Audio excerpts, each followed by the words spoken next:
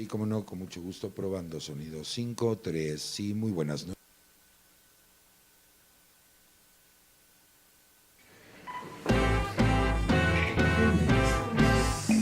Charlie, ¿me vas a leer un minuto, por favor?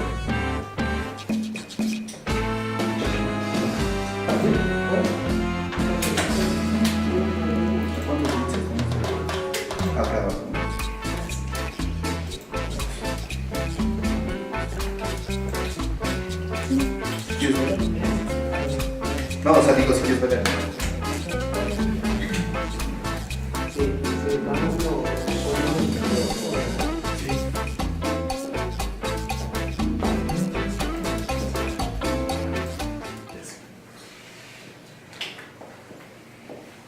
Claro, no lo mando, ¿verdad? Sí, es que ya mandé la emisión, nomás que salieron unos que están en esa clase.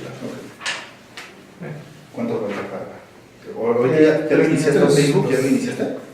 Ya juntamos Facebook todavía. Aguántame.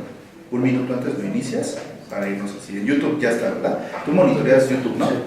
¿YouTube quieres? Sí, y yo checo Facebook. ¿Tú me vas diciendo el switcheo de cámaras? Sí. No, pues es que... ¿Ya está mirando preguntas o qué? Sí, yo aquí tengo las preguntas, obviamente. ¿Está en vivo? De lo que se trata es que Y ahorita sí está vivo. ¿no? Y nos ponemos que Sí, claro, viéndonos nosotros, no viendo a las cámaras, solamente que usted quiera dirigir algún mensaje a la audiencia, entonces sí, a la cámara, nos platicamos. Yo no le voy a hacer las preguntas de forma directa, sino le voy a ir dando un preámbulo para ir ligando el tema. ¿Cuántos minutos tenemos en este primer bloque? ¿12 minutos? 12. 12 minutos es lo que tenemos de participación con usted. Luego 12 con el doctor y luego los dos puntos. Sí. No quiero faltar la misma conversación ahí. Listo, ya voy a iniciar Facebook. Cuando vean los dos es para hablar sobre la presentación de la patología múltiple esclerosis, es el tema que van a abordar.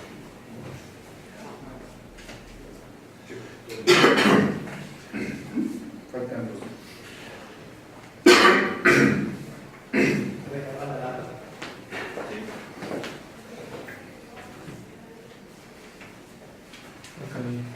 ¿Qué está pasando? ¿Ya tienes el plano de audio del micrófono? Se estaba metiendo el audio ¿Cuál? de la esta. Porque no activas Facebook, ¿verdad? Ya lo activé. ¿Quién va a estar? ¿Está adentro? Ya está. Ahora sí está. Pero todavía no, porque tenemos...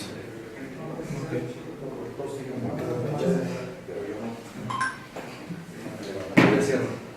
Sí, ya cierro.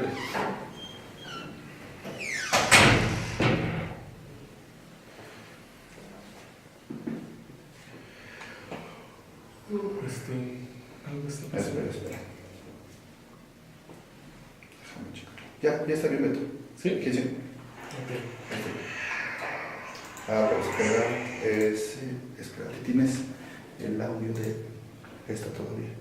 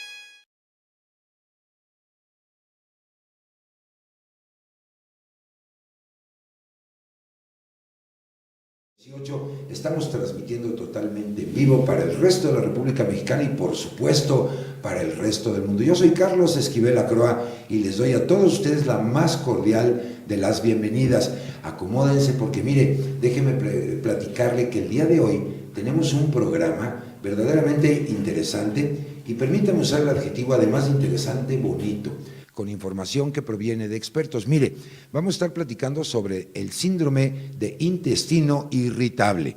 Hablaremos también del mismo síndrome, pero desde la categoría de este síndrome considerado postinfeccioso. Vamos a platicar también cuál es la frecuencia de presentación esto en adolescentes y finalmente cuáles son las medidas de prevención, las nuevas alternativas de tratamiento para esta entidad. Y ¿sabe qué? El 31 de enero pasado pues dimos cuenta del 20º Congreso Interamericano de Pediatría, cuya sede, la Ciudad de México, en el World Trade Center. Así es que estaremos platicando y dándole cuenta a usted, compartiendo con todos ustedes de lo que ahí aconteció. Así es que no se lo pierda, quédese con nosotros. Y bueno, pues para empezar directamente con el tema, me da muchísimo gusto darle la bienvenida, porque usted sabe que aquí en Gastro TV, gracias al apoyo de Mayoli Spindler México, pues contamos con especialistas, contamos con expertos que pueden compartir con todos ustedes, con los colegas, con el público en general también, con obviamente pacientes, información de primera mano que seguramente servirá y sobre todo si alguien en la audiencia padece de este tipo de entidades, pues obviamente que puedan tener contacto con expertos en la materia y que puedan brindarle a todos ustedes recomendaciones muy pertinentes. Mire, en primer término me acompaña todo un personaje, permítame referirme así a ella, porque ella es especialista, es pediatra, pero además es ginecóloga infante juvenil, por supuesto, también especializada en medicina del adolescente y por si fuera poco, miembro de la Academia Mexicana de Pediatría, por supuesto, en el Hospital Ángeles México. Me refiero y me da muchísimo gusto saludarla y darle la bienvenida a Gastro TV a la doctora María Heréndira Sequeiros Loranca, ¿verdad? Heréndira, qué privilegio y qué gusto que nos acompañes esta noche, segunda emisión de Gastro TV. Muy bienvenida. Gracias, para mí es un gusto estar con ustedes y sobre todo hablar de este tema tan importante, tan frecuente y que está subdiagnosticado. O sea, que no lo estamos diagnosticando, mucha gente lo padece, vive con él, con una calidad de vida muy deficiente y sin embargo, teniendo muy buenos recursos terapéuticos, no los estamos ayudando. Pues, ¿qué te parece si empezamos por definir qué es esto del síndrome de intestino irritable para dar un panorama amplio en este sentido? Bueno, se dice síndrome porque tiene muchísimas causas, es multifactorial y bueno, es una de las enfermedades del momento, de actualidad, por todas las agresiones que estamos sufriendo. Se habla que es un concepto biopsicosocial, el síndrome de intestino irritable. Antes se creía que el tracto intestinal era separado del individuo, como una pieza más del individuo. Pero ahora sabemos que el tracto gastrointestinal es un órgano integrado al ser humano. Entonces, es integral del ser humano.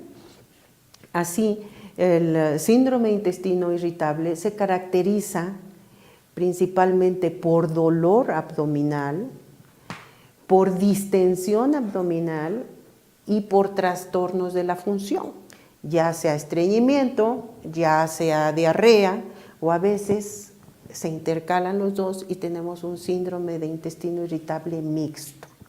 La combinación de ambas entidades. De ambas presentaciones sintomáticas. Ahora, fíjate que me llama mucho la atención porque me comentas que es una entidad frecuente. ¿Cómo estamos en términos de las cifras de este padecimiento en México, por ejemplo? Según los estudios de diferentes autores y diferentes lugares, por ejemplo, en países occidentales se habla que es de 18 a 20% de la población en general. Okay. En México se habla hasta del 40%. No es cosa menor, ¿eh? Y como vemos en los adolescentes está todavía más diagnosticado, porque creemos que el adolescente solo padece de problemas escolares, de problemas de adicción, de conducta. No, también tiene problemas biológicos, problemas orgánicos y los estamos dejando pasar.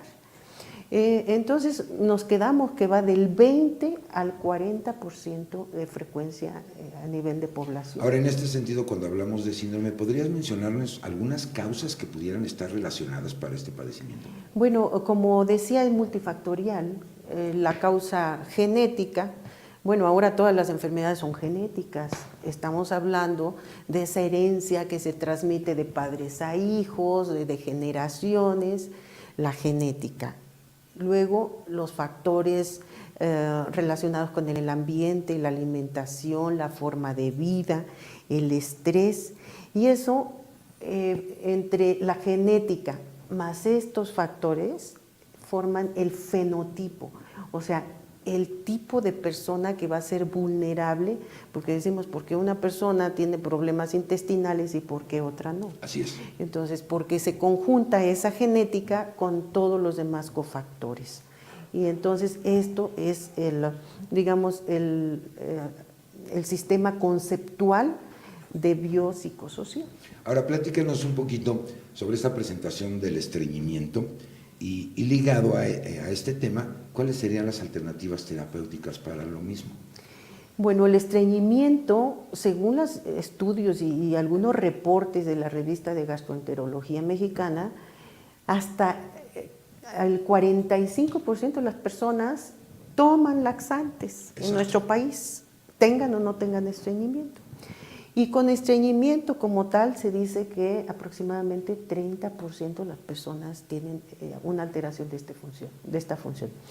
Y estreñimiento, bueno, pues es un problema funcional del intestino que se caracteriza por una mala o deficiente eliminación del bolo fecal, ¿sí?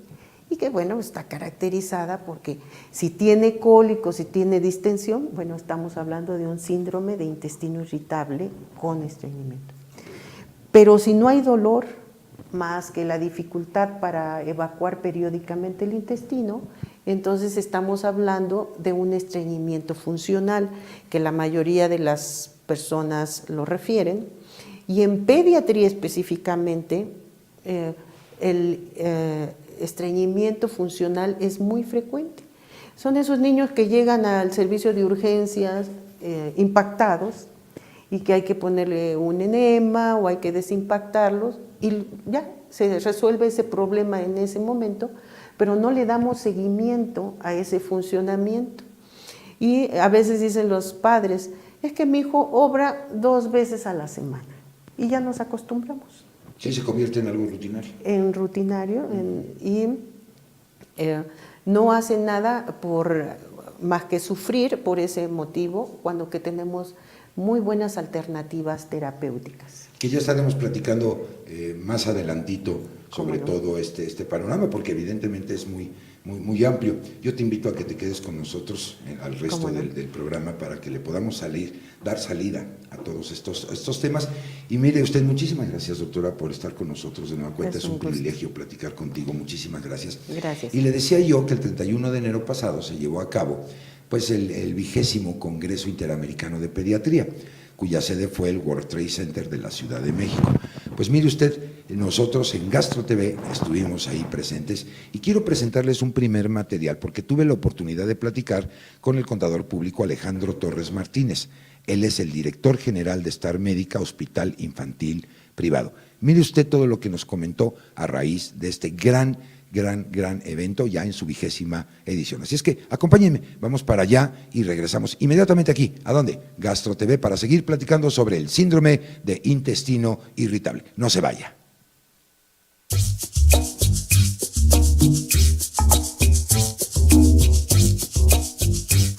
Pues amigos de Gastro TV, nos encontramos en el 20º Congreso Interamericano de Pediatría.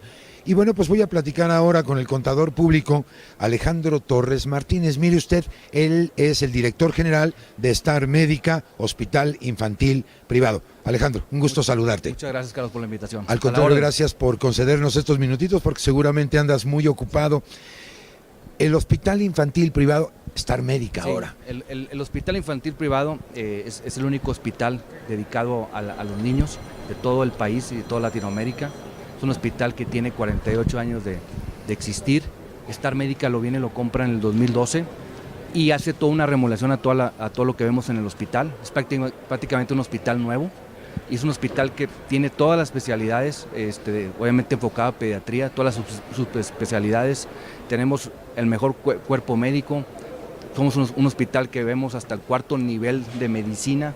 Hemos hecho trasplantes, hemos hecho cirugías de corazón, tenemos un ECMO, que es un respirador artificial. Entonces somos un hospital muy bien equipado para atender cualquier enfermedad que tenga Y además, pues alineados a los estándares de calidad, de conocimiento, de tecnología a nivel internacional, Alejandro. Es correcto. El hospital, como les digo, tiene 48 años.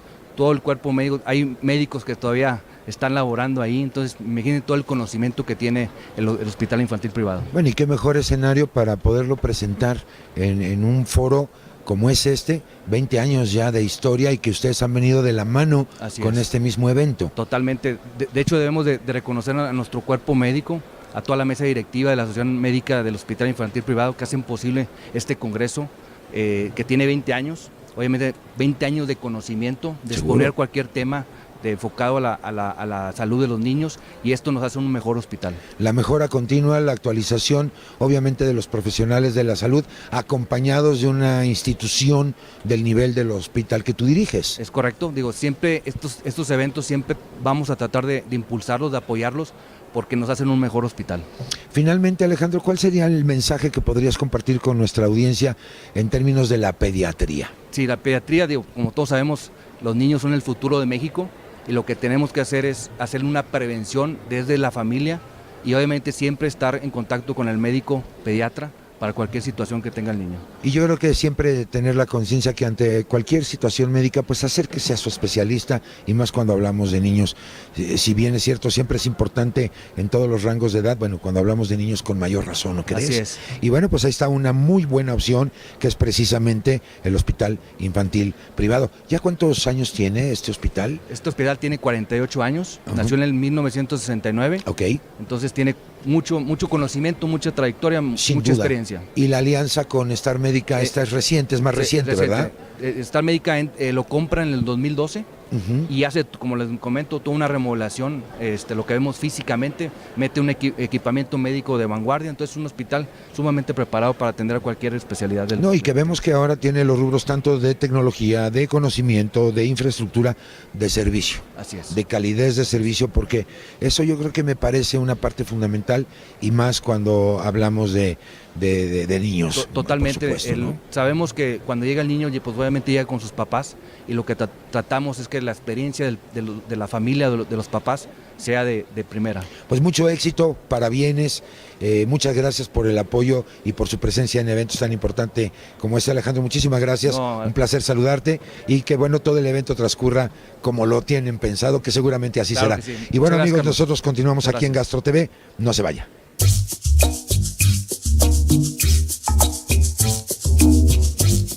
Bien, pues ya estamos de regreso aquí en Gastro TV. Muchísimas gracias al contador Alejandro Torres Martínez, pues por haber platicado con nosotros sobre este gran importante evento. Y mire, quiero compartir con usted, estamos muy contentos, hemos recibido una gran cantidad de llamadas, de comunicaciones por escrito, de ver el impacto que está teniendo Gastro TV con todos ustedes, por lo cual de nueva cuenta pues agradecemos muchísimo a Mayoli Spindler México por todo el apoyo para que esta transmisión se lleve a cabo. Y en ese sentido, muchos de ustedes nos han pedido, habíamos comunicado que el último jueves de cada mes iba a ser la transmisión de Gastro TV. Sin embargo, atendiendo amablemente las peticiones que ustedes nos han hecho, pues para tener la disponibilidad de tiempo y poderse conectar con esta transmisión, se ha decidido y se propuso a la producción y a la directiva de Mayoli Spindler México cambiar de día a miércoles. Así es que Gastro TV pasará el último miércoles de cada mes atendiendo sus amables peticiones y por supuesto pues todas las sugerencias o comentarios que nos quieran hacer de temas que se quieran abordar aquí, con mucho gusto le daremos salida. Así es que de nueva cuenta, muchas gracias por su participación y por acompañarnos de hoy en adelante cada último miércoles del mes aquí en Gastro TV. Bien, fíjese que ahora voy a platicar con otro especialista en la materia, porque se encuentra conmigo el doctor Jorge Alejandro Moreno Martínez. Doctor, un placer recibirlo, bienvenido.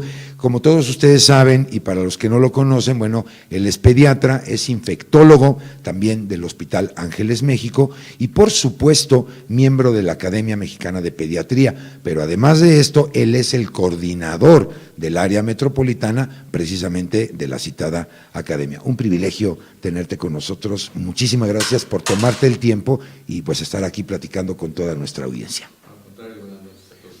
Un verdadero placer. Por la invitación. Sabemos que las infecciones entéricas agudas pueden producir pues disfunción persistente, que también puede convertirse en un fenómeno crónico. Se habla de varios meses, 6 meses, hasta incluso varios años. Y esto obviamente pues, puede producir alteraciones del movimiento intestinal y una disminución del umbral de dolor. Eso es lo que marca la literatura en general. Y cuando hablamos que esta disfunción ya se manifiesta en el intestino distal particularmente, pues por supuesto entonces hablamos de un intestino irritable postinfeccioso. Platicando con la doctora Sequeiros, ella nos comentaba de una de las manifestaciones del estreñimiento. ¿Qué hay con esto del síndrome postinfeccioso, doctor? Bueno, pues primeramente hacer un poquito de historia. En México la principal patología que tenemos es respiratoria y digestiva. Si nosotros recordamos que en el primer año de vida un paciente puede presentar de 8 a 10 cuadros diarreicos, esto conforme va creciendo el paciente tiene que ir disminuyendo. Desafortunadamente las condiciones sanitarias del país ha propiciado que el paciente siga persistiendo con cuestiones tanto respiratorias como digestivas. Okay. Entonces, un paciente que tiene una diarrea, dependiendo de los días que tenga de la misma, la gravedad y sobre todo el reuso o abuso de antibióticos que haya recibido de forma previa, condiciona el síndrome de intestino irritable postinfeccioso. Okay. Entonces, esto tiene una historia que es importante que lo recalquemos si tenemos un poco de tiempo, que desde 1950 un gastroenterólogo inglés describe precisamente en un hospital militar aquellos soldados que tenían, después de que habían estado en el campo de batalla, manifestaciones gastrointestinales tanto de estreñimiento como de diarrea. Hasta 1962 otro autor que se llama Truelove describe 130 pacientes igual en un hospital militar en Liverpool y de ahí empiezan hasta 30 años después a renacer precisamente la terminología de síndrome intestino irritable postinfeccioso. Entonces, aunque no es frecuente que un paciente posterior a una diarrea tenga síndrome intestino irritable postinfeccioso, sí hay que recordar lo que se llega a presentar en un 30% de los casos y este se puede presentar en un periodo desde 3 semanas hasta más tiempo. El tiempo de presentación y la triada característica, haciendo un poco de rememoranza al día del desembarco de Normandía, sería dolor, diarrea y distensión abdominal. Correcto, esos serían los elementos, digamos, principales. De esta entidad. Ahora, al oír la palabra infeccioso, eso nos traslada a hablar de microorganismos, de agentes infecciosos. ¿Cuáles serían los principalmente involucrados en esta entidad? Aquí lo podríamos dividir tanto en virales, como serían norovirus, rotavirus, parásitos como Yerdia lambia, amiba, que los primeros casos fueron una disentería amibiana, y también puede ser por bacterias. Básicamente en México, ¿cuáles tenemos? Salmonella, Shigella, Escherichia coli, Campylobacter jejuni. Esos serían los gérmenes. Entonces es importante que en un paciente que tiene un cuadro enteral que persiste por más de 7 o 10 días, se le hagan estudios para poder documentar si entran en este tipo de microorganismos que pudieran perpetuar un paciente con síndrome de intestino irritable. Esto es muy frecuente en la consulta, pero no se percata ni el clínico ni la mamá del paciente. Es el clásico niño que dice la mamá: doctor, mi paciente tuvo hace 3 o 4 semanas diarrea y sigue obrando suelto, sigue teniendo molestias, y el doctor dice, bueno, puede ser normal o puede ser lo que está comiendo, pero no pensamos que es un síndrome de intestino irritable postinfeccioso que, como tú decías, Carlos, puede persistir por meses o por años. Y los pacientes van a tener mala calidad de vida porque todo el tiempo van a estar sueltos de la panza, en este caso, que sería, y en ocasiones también pudiera acusar con estreñimiento. Estamos hablando de un grupo de agentes básicamente coliformes. Y hablabas de algo que me llama mucho la atención, las condiciones sanitarias que tenemos en el país en términos del agua y todo esto. En este sentido, en tu opinión profesional, ¿cuál sería el sector poblacional más vulnerable o más propenso, si me permites el término, a presentar esto? Bueno, pues esto, como le estaba comentando, a partir de la Segunda Guerra Mundial se presentó. Ahí los clínicos, los médicos, en ese momento, aparte de las heridas que tenían por bala, de tipo traumático, también tenían cuadros de diarrea a los soldados. Entonces ahí se empiezan a hacer los estudios. Insisto, pasan 30 años en que no se le da la importancia a este síndrome de intestino irritable postinfeccioso. Y las condiciones, si las traspasamos a la Ciudad de México o a la República Mexicana, pues vienen siendo las mismas.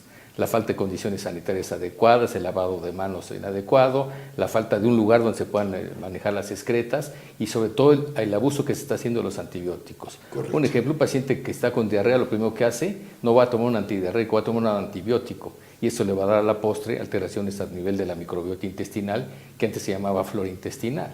Así es. Entonces todas las condiciones epidemiológicas influyen para que el paciente tenga una diarrea y posteriormente tenga un síndrome de intestino irritable postinfeccioso. No todos los pacientes, insisto, con diarrea lo van a tener, pero son los extremos de la vida, la duración de la diarrea, la gravedad y sobre todo el tipo de hospedero.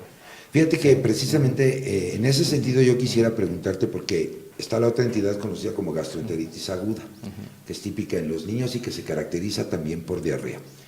¿No es un reto para los profesionales el poder discernir o diferenciar entre una gastroenteritis aguda y un síndrome de intestino irritable? Porque se parece, clínicamente se parece. Es que primero va a ser la infección intestinal, la gastroenteritis aguda.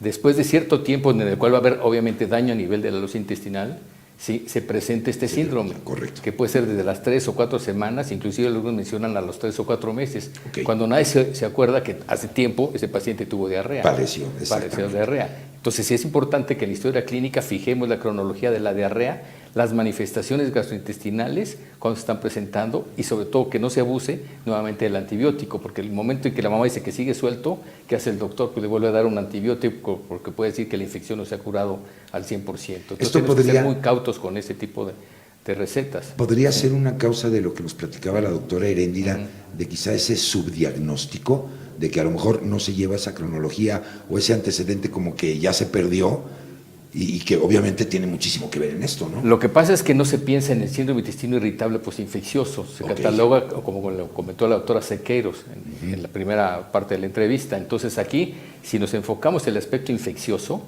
va a ser muy importante que nosotros lo tengamos en mente y desafortunadamente nosotros tenemos oportunidad de revisar algunos expedientes de hospitales o de algunos médicos y no se piensa en esta patología como tal. Entonces por eso es importante, y agradezco la invitación, para que se vuelva a tomar, insisto, 30 años pasaron del 62 al 92, 94, para que otros autores en Inglaterra y en Estados Unidos volvieran a tomar el término de síndrome de intestino irritable postinfeccioso. Absolutamente. El factor psicológico me parece un papel importantísimo, ¿no? Esa somatización que en algunos pacientes se presenta. ¿Qué hay al respecto, Jorge?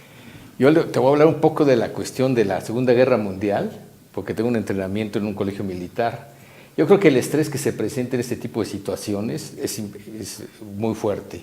El tipo de alimentación, las condiciones sanitarias que se llevan a cabo, y los pacientes en la Segunda Guerra Mundial tenían todo eso, tenían todo en contra, todo en contra. Entonces todo eso fue condicionando precisamente el síndrome del intestino irritable posinfeccioso. Correcto. Ahora, ¿tú recomendarías que en un momento dado hubiera también una terapia alterna en la cuestión psicológica? Ok, es que se menciona que este tipo de patología es más frecuente en la mujer, y que entonces que en ocasiones ella puede ser hipocondriaca, situaciones del estrés, pero si lo extrapolamos puede ser más frecuente en la mujer, pero cualquier varón en cualquier circunstancia, sea militar o no, vaya a la guerra o no, va a tener ese tipo de situaciones. La cuestión económica, la cuestión de seguridad, etcétera, todo eso condiciona que el paciente, el ser humano como tal, tenga condiciones de estrés y obviamente se repercuta a nivel del intestino. Y finalmente el papel de la microbiota, que qué bueno que aclaraste, porque en algunos sectores se sigue hablando de flora. Sí. ¿Cuál es ese papel en esta situación de la microbiota? Pues la alteración que se da con el antibiótico, que va a barrer precisamente. Es una barredora. Sí, entonces va a haber alteraciones locales en la permeabilidad intestinal y obviamente pues va a haber un daño en el cual se puede perpetuarse la diarrea con el antibiótico y pensar que supuestamente se curó, pero a la larga ese paciente va a tener un síndrome de intestino irritable postinfeccioso. Perfectamente, pues doctor Jorge Alejandro Moreno Martínez, como siempre un privilegio, hombre, al contrario, me podría gracias por la quedar horas invitación. y horas platicando, Gracias. pero se nos acaba de ocurrir algo y ya la producción también me lo comentó, y quiero invitarte a que te quedes un ratito porque me gustaría platicar con nuestros dos especialistas para precisamente compaginar esos puntos de vista con las nuevas alternativas de terapia. Si estás tú de acuerdo, Sí, perfecto, te invito a muy que te amable, quedes gracias. con nosotros. Gracias. Ahorita producción seguramente dará un cafecito. Yo lo invito a que también usted se prepare un cafecito porque la plática estamos aprendiendo muchísimo sobre esta entidad. Y bueno, regáleme unos minutitos para que precisamente pues vayamos ahora a ver una siguiente cápsula, un material en este 20º Congreso Interamericano de Pediatría, ahora con el doctor Javier Sáenz Chapa, director médico de Star Médica del Hospital Infantil Privado. Vamos para allá, regresamos rapidito, nos da tiempo de prepararnos algo para seguir platicando con nuestros increíbles especialistas el día de hoy aquí en Gastro TV. Vamos para allá, regresamos.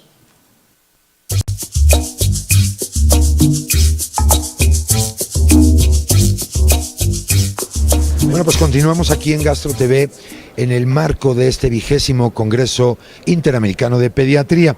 Ya había yo platicado con el director general del Hospital Infantil Privado, el doctor Alejandro Torres Martínez, pero ahora me encuentro con esa parte esencial del funcionamiento de un hospital, que es precisamente el director médico de Star Médica Hospital Infantil Privado, el doctor Javier Sáenz Chapa. Javier, un placer tenerte con nosotros, bienvenido, qué gusto saludarte. ¿Qué tal, Carlos? ¿Cómo estás? Pues muy contento de ver la trayectoria, el impacto que tiene ya pues la mejora continua, la actualización médica y que por supuesto instituciones como el Hospital Infantil Privado esté presente a través de tu dirección.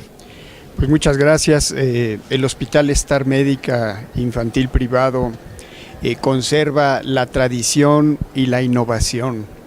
Y justamente en este balance de esta estructura que prácticamente cubre todo el país, se han generado pues más de 400 pediatras en su historia y el programa de formación académica continúa y es un orgullo conservar y tener un congreso de este nivel con más de 4,000 asistentes cada año.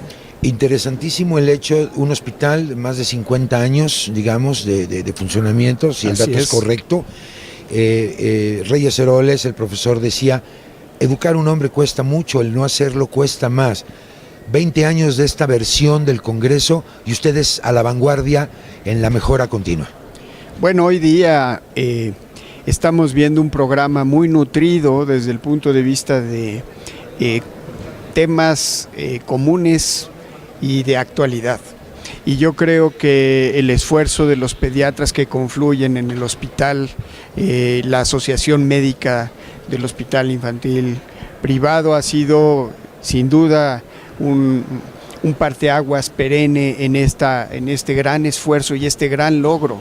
Los temas que hoy veremos en el Congreso tienen que ver con la salud y la enfermedad de los niños, no solamente promover el uso de la tecnología para el tratamiento del enfermo crítico, sino también elementos sociales y personales que atañen a los niños y a los adolescentes de actualidad, el embarazo en etapa temprana, el crecimiento y desarrollo, la lactancia materna, son temas que están hoy presentes, la obesidad infantil que está ahí como un problema social, temas que están ahí alrededor serán tratados en este congreso. Sin duda, y bueno, pues temas de interés para toda la comunidad médica. Siempre se dice, los niños son del futuro de un país, pero hoy ya son el presente, y contar con instituciones como la que tú diriges desde el área médica resulta un aspecto fundamental.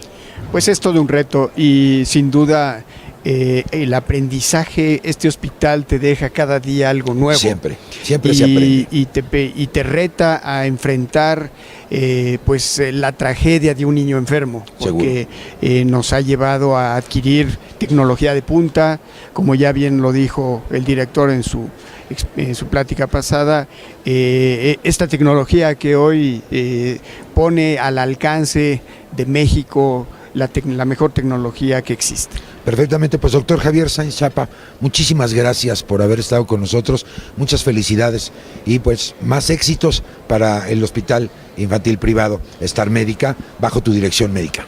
Gracias, Carlos. Al contrario, y nosotros, amigos, continuamos aquí en Gastro TV.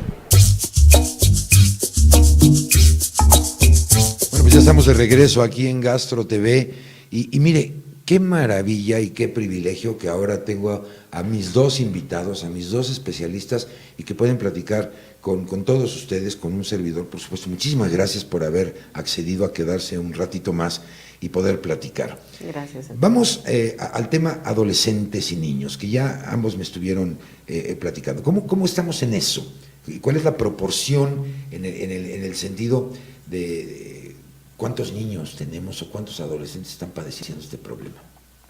Bueno, en la población general se ha visto que los picos de frecuencia más alta del síndrome de intestino irritable son los adolescentes, los adultos jóvenes, es el pico más alto, quizá porque están más sometidos a todos estos problemas de estrés y a los cambios en la alimentación y se llevan menos orden por las actividades que ellos realizan y por los mismos compromisos que se imponen, quizá. Estos aspectos emocionales, y a veces lo tomamos a la ligera. Es que el chico está en exámenes, anda muy tensionado, es nervioso, y perdemos de vista lo que ya el doctor Jorge nos estaba comentando, ¿no? De pensar que puede tratarse de un síndrome de intestino irritable, Jorge. Sí, efectivamente. Entonces aquí va a depender precisamente el tipo de actividades que lleve el adolescente a cabo y eso, pensar si aparte tiene un cuadro de arraigo, pues entonces ya hacemos la suma de dos patologías que conducen precisamente a un tratamiento integral que se le tiene que dar en un momento determinado a este paciente. Creo que ustedes estarán de acuerdo que sin duda una buena historia clínica, una buena anamnesis en este sentido resulta fundamental. Conocer esos antecedentes, la situación actual y el factor psicológico. Es decir, estos cambios emocionales realmente están impactando en esto. En la actualidad se considera al tracto intestinal como el segundo cerebro. ¿Por qué? Porque en las células intestinales se secretan muchos neurotransmisores que antes se creía que solo en el cerebro mismo. Y esos neurotransmisores, sobre todo, hablemos de la serotonina. La serotonina es esa hormona que le llaman hormona de la felicidad. Y se ha visto en los estudios que los pacientes enfermos de síndrome de intestino irritable tienen niveles bajos de serotonina. Esto, probablemente el intestino enfermo, inflamado, no está produciendo los niveles adecuados. O también los problemas de estrés están desgastando y están actuando como órgano de choque el intestino. Entonces se vuelve un círculo vicioso. Okay. Ahora, ese segundo cerebro, no podemos dejar de mencionar microbiota. Microbiota. ¿Cómo está esa conexión, obviamente, con todos estos neurotransmisores, ¿no? Estas neurohormonas, por supuesto, con la microbiota? Esto es muy interesante, porque hicieron estudios, cultivos de excremento de personas sanas y de personas enfermas de síndrome de intestino irritable. Ya diagnosticados, digamos. y diagnosticados se encontró que la microbiota era predominantemente patógena en los enfermos. Okay. ¿Sí?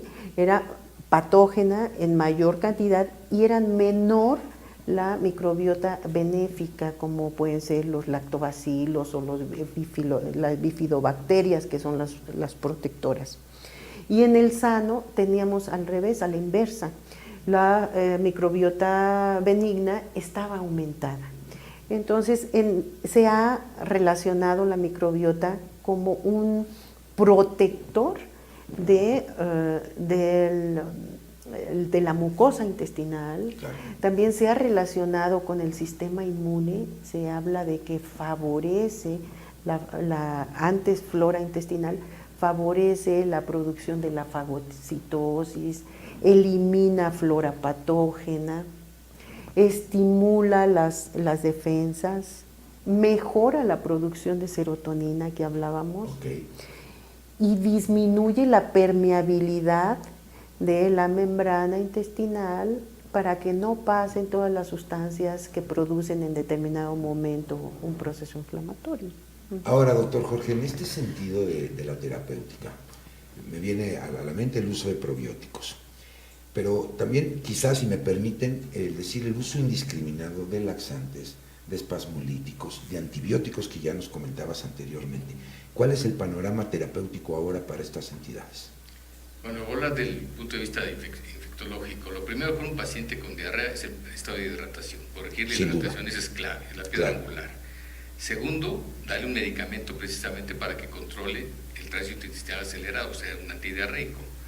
Posteriormente, manejarlo con probióticos, precisamente para proteger esa microbiota y evitar que el paciente termine con un síndrome de intestino irritable postinfeccioso, que sería la manera preventiva.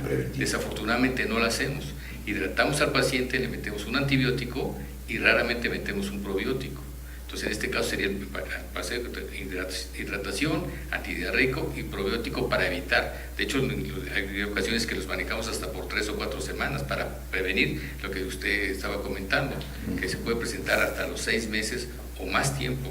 Ahora, estos estándares internacionales, si mal no recuerdo, la Asociación Europea de Pediatría en el 2014, habla precisamente de hidratación. ¿Y por qué les comento esto? Porque hablan de soluciones de baja osmolaridad. Y a veces pensamos que por comprar un tecito o alguna de estas sustancias comercialmente disponibles, pues realmente no estamos logrando una hidratación, que es un aspecto fundamental cuando un paciente pues presenta esta entidad. ¿Qué opinas al respecto, Jorge? Tiene que ser una solución de osmolaridad baja, un SR60. Correcto. Si damos una Coca-Cola, agua, un caldo de pollo, la osmolaridad es muy alta y las cantidades de sodio y potasio que se pierden a través de evacuaciones y de vómito no son las adecuadas. Entonces tiene que ser una solución hiposmolaridad SR60 la que tenemos que dar, evitar hasta donde sea posible el uso de antibióticos, un antidiarreico y un probiótico para prevenir el desencadenamiento de un síndrome de intestino irritable postinfeccioso. Y esto es importante para nuestra audiencia, sobre todo para aquellas personas que no son médicos, en el sentido de que esto requiere asesoría de un profesional, o sea, una terapia de un profesional y no nada más andar comprando estos productos que al parecer hidratan, ¿no es cierto?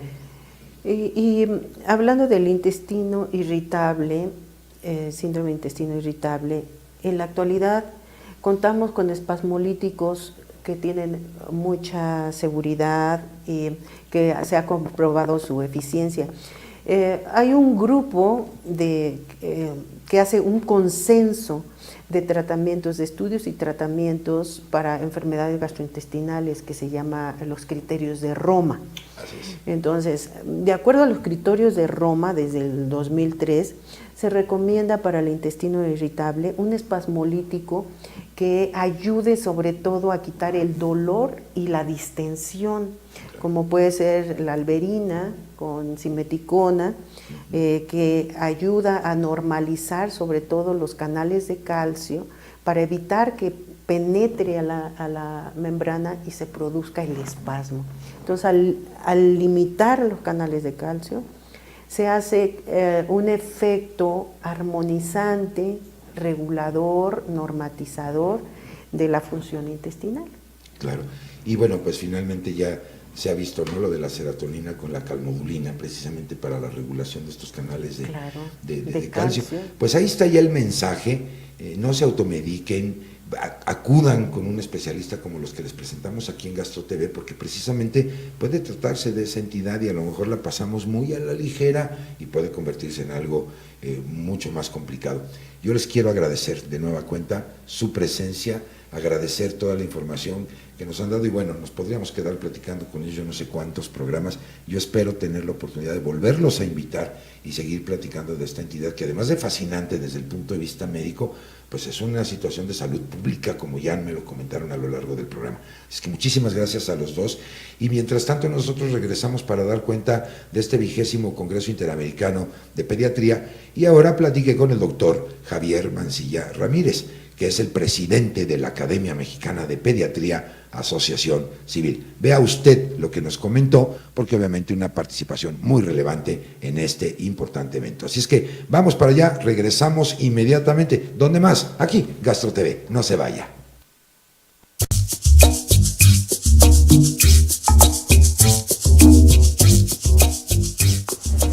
Pues seguimos aquí en el 20º Congreso Interamericano de Pediatría y bueno, resulta fundamental ahora pues tocar el aspecto gremial. ¿Cómo están conformados los médicos especialistas en la pediatría en este sentido? Ya estamos platicando de algunas instituciones como Star Médica, el Hospital Infantil Privado. Y bueno, pues ahora voy a platicar con el doctor Javier Mancilla Ramírez. Él es el presidente de la Academia Mexicana de Pediatría, Asociación Civil. Javier, un gusto saludarte, bienvenido, gracias por concedernos estos minutos. Encantado, me da mucho gusto. Al contrario, muchos años ya de organización gremial, de conjuntar a los especialistas en esta maravillosa disciplina de la medicina que es la pediatría y que ahora está bajo tu dirección. Bueno, yo tengo el honor ahora de presidir por los próximos 2 años la Academia Mexicana de Pediatría. En verdad, el grupo de especialistas médicos más grande del país somos los pediatras. Se estima que somos más de 30,000 pediatras en el país. Y en el aspecto gremial estamos agrupados en diferentes organizaciones a nivel nacional, principalmente la Confederación Nacional de Pediatría de México y la Asociación Mexicana de Pediatría, al igual que la Sociedad Mexicana de Pediatría, sobre todo en área metropolitana. Pero en la Academia Mexicana de Pediatría hay un proceso de ingreso que exige un perfil de formación profesional y de productividad de generación de conocimiento, ¿no? Con publicaciones, lo cual hace que en realidad el grupo de pediatras que pertenecemos a esta academia sea un grupo reducido. Somos alrededor de 450 en el país. Sin embargo, yo quiero decir que la Academia Mexicana de Pediatría tiene como una función fundamental ser asesor de la Secretaría de Salud a nivel nacional, pero también tiene una gran comunicación con los poderes legislativo y judicial, de tal manera que los compañeros académicos tratamos de inducir iniciativas y de orientar políticas de salud, por supuesto en el ámbito que nos compete, que es el área pediátrica, la adolescencia y la etapa fetal, que es muy importante. Sin duda alguna. Y bueno, antes de concedernos estos minutos, vienes del acto inaugural de este 20º Congreso Interamericano de Pediatría. Veo una convocatoria importante de los médicos que ya me estabas platicando. ¿Por qué no compartes con nosotros un poquito de lo acontecido en ese acto inaugural? Bueno, los organizadores le hicieron la especial deferencia a la Academia Mexicana de Pediatría de permitir dar el mensaje y la declaratoria inaugural. Hicimos mención de la importancia de estar integrados y coordinados el ámbito privado y el ámbito público. Ahora en México hay una ley de asociación público-privada que tenemos que aprovechar más. Sin duda. Porque nos permitiría hacer común el compromiso social que tenemos los médicos y especialmente los pediatras de orientar políticas públicas de salud. Mencionaba también la importancia de que estemos integrados con otras especialidades y a manera anecdótica comentaba de la relación que tenemos con el Instituto Nacional de Geriatría, con el cual hemos realizado actividades conjuntas, viendo los extremos de la vida. Sí. Los neonatólogos, que somos pediatras dedicados al primer mes de la vida. Al inicio de la vida, realmente. Y los geriatras. Sí. Y de ahí salió una colaboración, creo, muy relevante, porque la mayor parte de las enfermedades crónico-degenerativas que padece el adulto y el adulto mayor se programan desde la etapa fetal. Totalmente. De ahí la importancia de considerar que la vida no son etapas independientes, sino que es un continuum y que todos tenemos que estar integrados y hacer propio este objetivo común de informar a la sociedad y también de orientar con nuestros gobernantes las políticas de salud, promoviendo iniciativas, revisando los derechos tanto de los niños y niñas como de los adolescentes, y de una etapa importantísima en la cual hay un gran vacío legislativo, que es la etapa fetal, la etapa del embarazo. Y fíjate, Javier, qué bueno que ahora las autoridades cuenten con la parte de los especialistas para la toma de decisiones y pues establecer una política pública. Finalmente, yo te diría uno de los ejes conductores que veo del programa científico, dos términos: la responsabilidad social, y creo que ahora están ya en esa inercia las organizaciones gremiales, las academias, las instituciones de educación, el sector público, el sector privado. Coméntame finalmente en este sentido. Es correcto, a mí me da mucho gusto que se haya ampliado y se haya acercado la comunicación entre el ámbito privado y el ámbito público. Y yo sí hago un gran reconocimiento a los hospitales STAR y Hospital Infantil Privado en particular, porque en este 20º Congreso nos dan una muestra de consistencia, de persistencia y de este compromiso con la educación médica continua en beneficio de la población pediátrica de nuestro país. Fabuloso, fabuloso, enriquecedor, y sin duda habrá mucho avance al terminar este importantísimo evento, 20 años ya. Pues Javier, muchísimas gracias, enhorabuena, muchas felicidades, y nosotros seguiremos dando cuenta muy de cerca de todas las actividades de la Academia ahora bajo tu dirección. Muchísimas gracias. Encantado, muchas gracias. Un placer, y bueno, amigos de Gastro TV, nosotros continuamos aquí, no se vaya.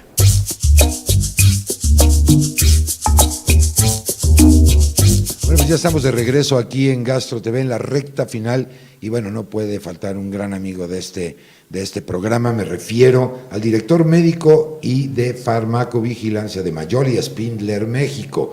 Me refiero al doctor Víctor Manuel Medina. Víctor, qué gusto de nueva cuenta. De nueva cuenta, doctor Carlos. Ya se nos está haciendo frecuente, déjame saludar. Por favor. De que estemos platicando, me encanta la idea, porque además ya viste a los dos personajes que tuvimos a lo largo del programa, y bueno, son tus mentores, ¿no? Realmente, y eso me da mucho gusto porque podemos seguir platicando sobre este tema.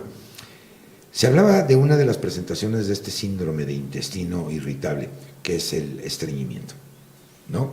Correcto. ¿Cómo me puedes tú, creo que todos entendemos lo que es el estreñimiento, pero ¿cómo podemos saber con qué elementos para decir, ¿realmente es un estreñimiento o se trata de otra cosa?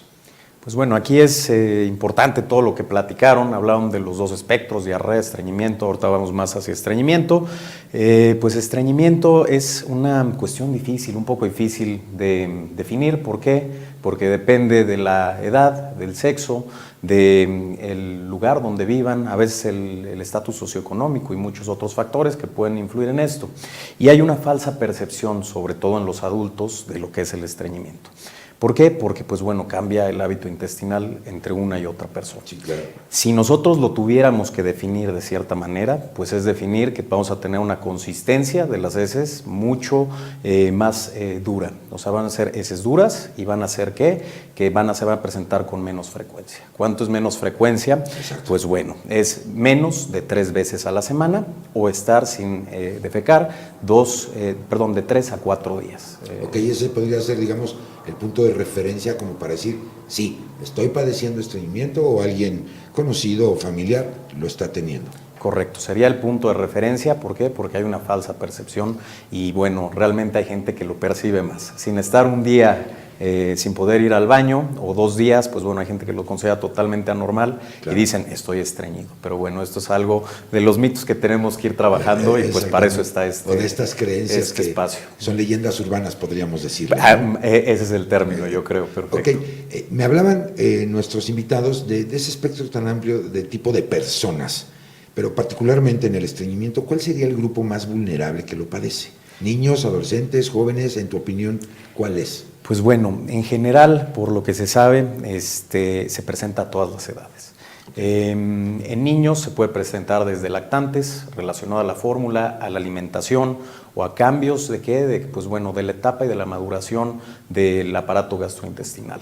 En niños escolares también se presenta sobre todo cuando empiezan a ir al baño, cuando les cambian del pañal hacia ir a la vacinica, a la nica, y pues bueno, todo esto puede generar un cierto problema de que pues bueno, que los niños no puedan ir al baño. Entonces hay muchos que les retienen y les dicen, ¿sabes qué? No vayas al baño, y en la escuela les generan este tipo de problemas. Y ya si nos vamos más hacia adultos, en adultos pues tenemos una prevalencia, como hablábamos en el capítulo anterior, mayor en mujeres, de 3 o 2-1, dependiendo las series que se consulten. Se da sobre todo pues en mujeres por encima de la 4ª década de la edad. Y pues aparte tenemos en el grupo de la tercera edad, sobre todo por uso de medicamentos, por inmovilidad y por estar en asilos o lugares donde pues bueno, no hay mucho movimiento, y ya con enfermedades debilitantes, Alzheimer, Parkinson, etcétera. Déjame solicitarte una recomendación puntual de cómo prevenirlo, porque ya me diste un panorama de diversas causas. Así es. ¿Qué se debe hacer en casa, particularmente sobre todo para nuestra audiencia que no es especialista en esto? ¿Cómo evitarlo, cómo prevenirlo, más bien dicho? Pues bueno, aquí las recomendaciones generales es una dieta alta en fibra. Okay. Y cuando decimos alta en fibra, a ver, no necesariamente hay que considerar todo lo que nos venden en la tele y todos los productos, pues más que milagro, que a veces si la gente no tiene un hábito de consumir agua o frutas y verduras de manera cotidiana, pues bueno, puede producir mayor estreñimiento. Entonces, esto sería no comer las barritas o todas estas cosas en grandes cantidades como esas nos lo recomiendan, pero sí meter un poco más verduras y frutas a la dieta, tomar bastante agua y siempre consultar a un médico. Al especialista, porque pues bueno, hay muchas cosas aquí que parecen estreñimiento, pero pueden ser algunas otras causas, ¿no? Que hay que tener siempre la precaución y cuidado de ir con un médico. Sí, ya nos recomendaban evitar la automedicación, siempre estar bajo la supervisión de un profesional en este sentido. Entrémosle a la terapia, mi querido Víctor. ¿Qué hay en este sentido?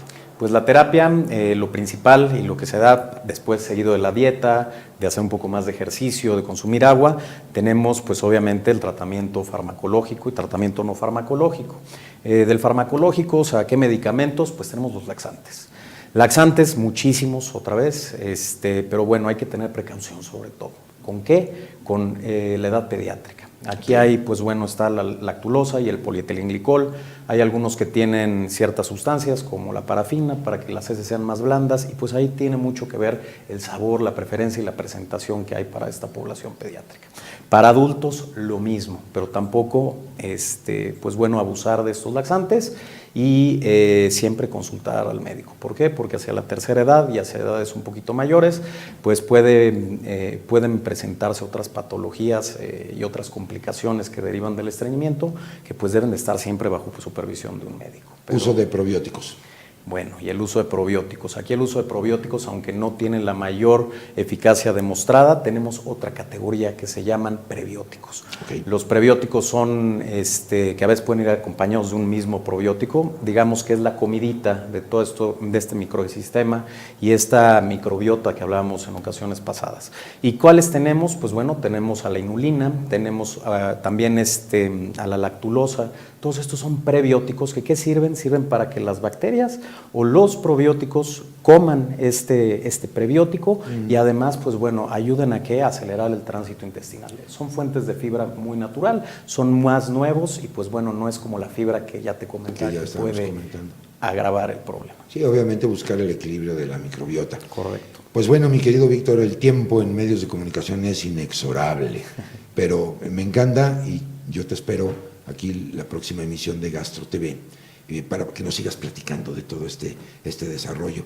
¿No? Y yo les recuerdo a ustedes, queridos amigos, queridos colegas, que tenemos una cita, último miércoles de cada mes, aquí en Gastro TV. Así es que en nombre de Mayoli Spindler, agradecer el favor de su atención donde quiera que usted se encuentre, que nos reciba a través de cualquier dispositivo móvil, ya sea en casa, en la oficina, en cualquier sitio, siempre estaremos dispuestos y pues muy agradecidos por el favor de su compañía.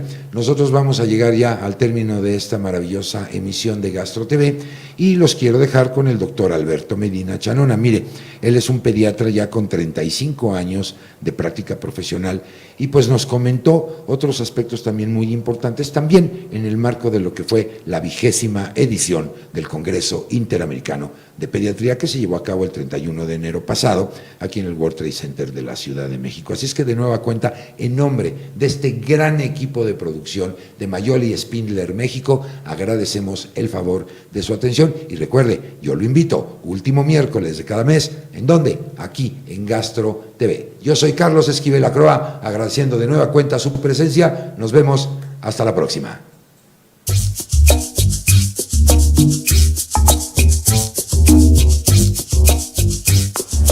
Pues amigos de Gastro TV, nosotros continuamos aquí en el 20º Congreso Interamericano de Pediatría.